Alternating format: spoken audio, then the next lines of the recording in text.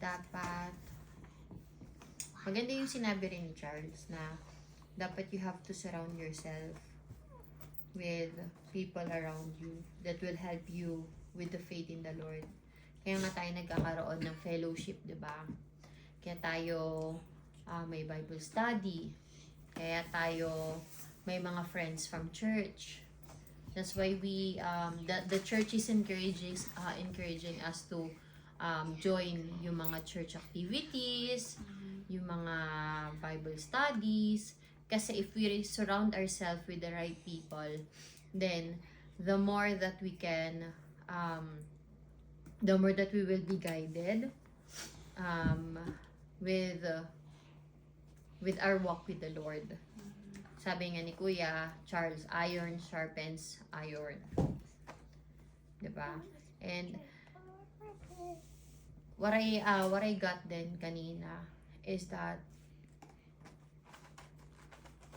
we need to learn how to surrender our situation to the Lord.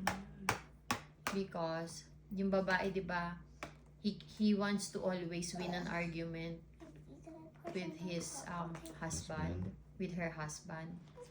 Pero that is what not the Lord wants her to do. Ang gusto ipaintindi ni Lord that your enemy is not your husband or your family, but it's the enemy itself.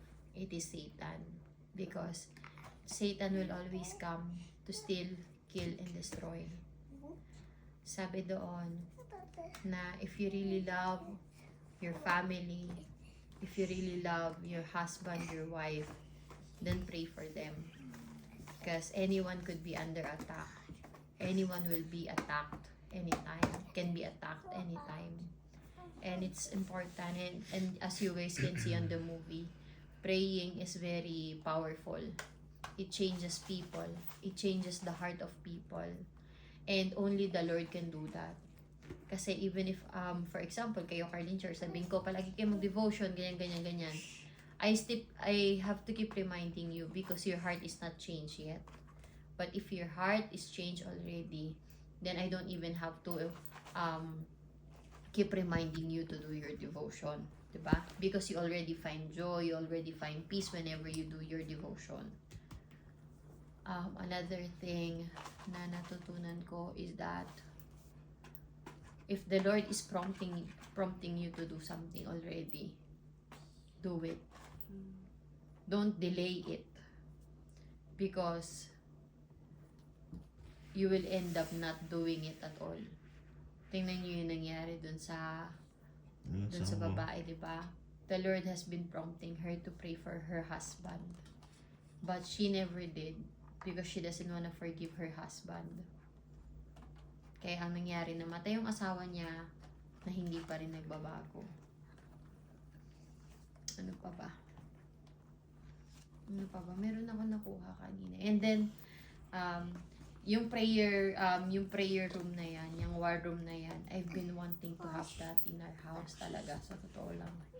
Hindi ko alam kung narinig nyo nang sinabi ko dati, so gusto ko sana magkaroon ng prayer room eh. Diba? Hindi ko maalala kung nasabi ko sa inyo, pero alam ko binanggit ko yun. But, I think I have to do it. Kasi, I'm in my season right now as well of wanting to grow more in prayer. Grow more in prayer. Dagdag ko lang. Yung 2 Chronicles chapter 20 verse 15. Your fight is not your fight. Yeah. And that's what I'm still holding on until today. The battle's not your but God. Because sometimes we thought that we can manage our own problems. Pero no. You know she's talking about you, right? Yeah. Huh? You know she's talking about you. Na, what do you call this? Ano yung sinabi ko nga, guys? Na, Fight is not your fight. yeah. Because, matagal na sinabi sa akin ni Lord yun, na, this is not your fight, Jenaline, but mine. Give it to me. That's your testimony. Yeah. Because if I do everything, I would get tired. Mhm. But if I do it for the Lord, He will be glorified. What else is that, Jenalyn? This is the thing, guys.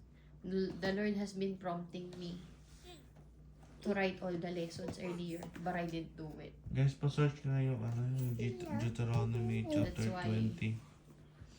That's why hindi ko maalala. What? Deuteronomy Is it That's about not the good. house? chapter 20 verse 4. Hmm? Can you search it nga? Oh, that one. Thank The you, Lord. house? Thank you, Lord. Praise What? God. Naalala nyo nung inayos nung lalaki, yung gulong nung taong galit siya. Mm. Mas Ay, niya. galit sa kanya. Yung pinapersecute siya. Pero ginawa niya pa rin ng mabuti. Mhm. Tinanong siya nung asawa ba niya or ng anak niya, Anak. why did you do that? Oh yeah. Anong sinabi niya? I want that to happen to me. Ganun. Because that's how I want to be treated. Mm. So sometimes we do things kasi we are naturally selfish people. We always look after ourselves. Mm. So if we use that to do good things for others, kasi ang sabi niya, that's how I want to be treated. So inisip ko, okay. So maybe that's a better motivation of how we can do good things. 'Di ba? Maybe it's a good motivation na rather than you do good things because they deserve it. No 'di ba? Kasi most people sometimes kapag ganun yung mentality natin, then we cannot do good things para sa ibang tao na nakakapanakit sa atin. Yeah. But if we are to do things because we want to do the same, we want to be treated that way, that's the golden rule, guys. That's the golden rule. If we always act on how we want to be treated, then everyone will be kind to each other. Kasi every people wants to be loved. Every people wants to be respected. Every people wants to be blessed. 'Di ba? If we are to bless each and every one, kung lahat sana ganun, kung sana alam lahat ng tao ang golden rule, then no one can be a bad person. No one will be a bad person. Sa totoo lang, nagkakaroon lang ng bad person because they experience bad things from other people. Ikaw, Carlin Charles, if someone did something good to you, would you throw them something bad? No, right? You will also do good things. You are tend to do good things too. Diba? But some people unfortunately experience bad things. Because yung mga bad na tao na yon, they converted this bad experience to hurt other people as well. And this hurting people as well hurt other people as well. So it becomes a domino. It becomes a domino effect. 'Di ba? The hurt, the bad experiences is being passed from generation to generation and to other people. Carlin Charles, this generation, this family that we have right now,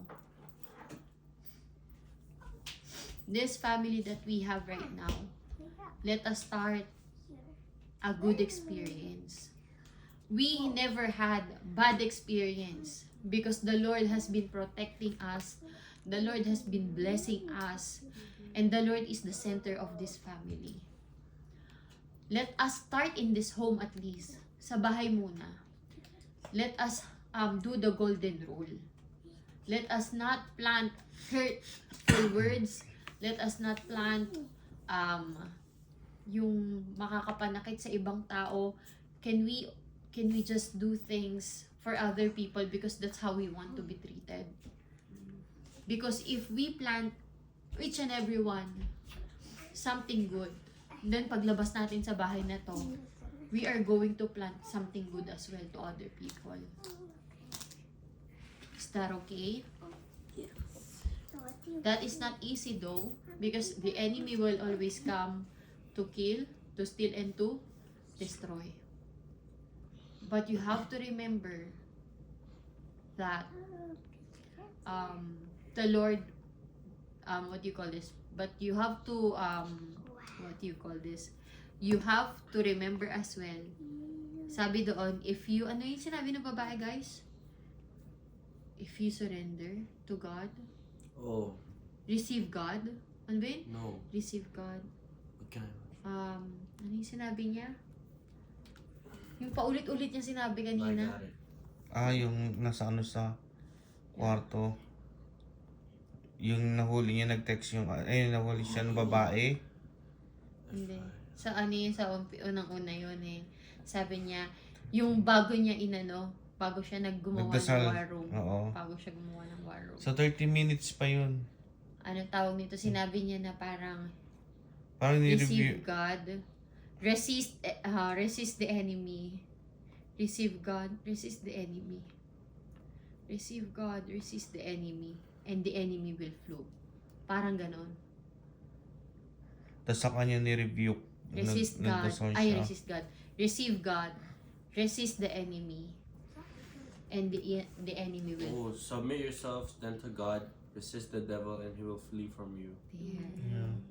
Submit yourselves to God. So every time that someone is hurting you, because in this world, anak, even if you throw something good, they might still hurt you back.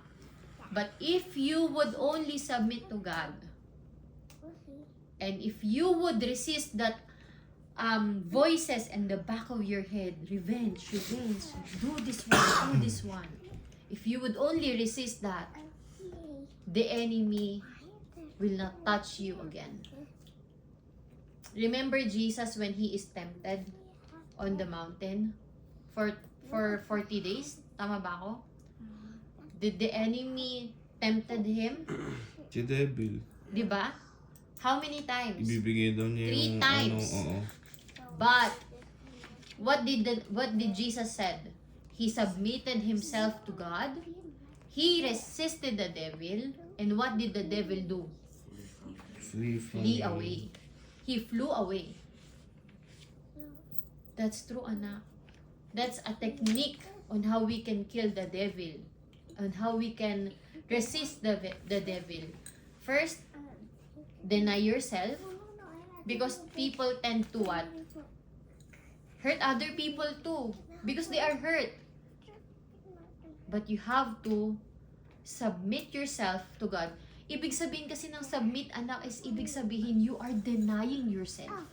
You are denying your capability to revenge. You are denying your capability to hurt other people. But you are submitting, Lord, I want to do your will. Like you've said, I have to do things. I have to do good things. I have to spread good things and not hurtful things. Even if I'm hurt right now, help me to still do the right thing. That is submission, anak. And resisting the devil. Naintindihan nyo? And the devil will not touch you again at that particular problem. But remember, guys, as long as you keep resisting the devil, he will always flee hanggang sa maisip niya na lang na I cannot control this person anymore. He is not under me anymore, but in the management of The Lord. Jesus already. Amen. And if you are in the management of Jesus, just the presence of Jesus, guys, the enemy flew already. Hindi kayang i-contain ng enemy ang presence ni God. Kaya when you are tempted to do bad things sa kapatid mo, Arlene, sumagot sa daddy mo, naasarin mo yung mga anak mo, i-anoy mo sila, please submit to God. Deny your capability to annoy your kids. Deny your capability to answer your daddy. Even if you think you're right, remember what the Lord wants you to do. Submit to your daddy, respect to your daddy, honor your parents. Me, if I am tempted to answer daddy, I have to submit to him. But daddy, you are called to love your wife. Love your wife with all of your heart. do how gawin mo kung paano mo sa tingin mo dapat gusto mo ring gawin sa'yo. Naintindihan nyo? Put that in your head today. Put that in your head from now on. I cannot act just because I want to act. But I have to act according to the golden rule. Naintindihan ninyo, kids? Ha? That is the rule of this house. The golden rule. Naintindihan ninyo? So that there is no room for the enemy to grow anymore in our hearts. Because the enemy will always use that hurtful words. The enemy will always remind you of that annoying times that your daddy is annoying you. Naintindihan nyo, guys? The enemy will always flash back that on your head and will use that again and again and again to hurt you. But the enemy, I rebuke you right now in the mighty name of Jesus. Enemy, you are not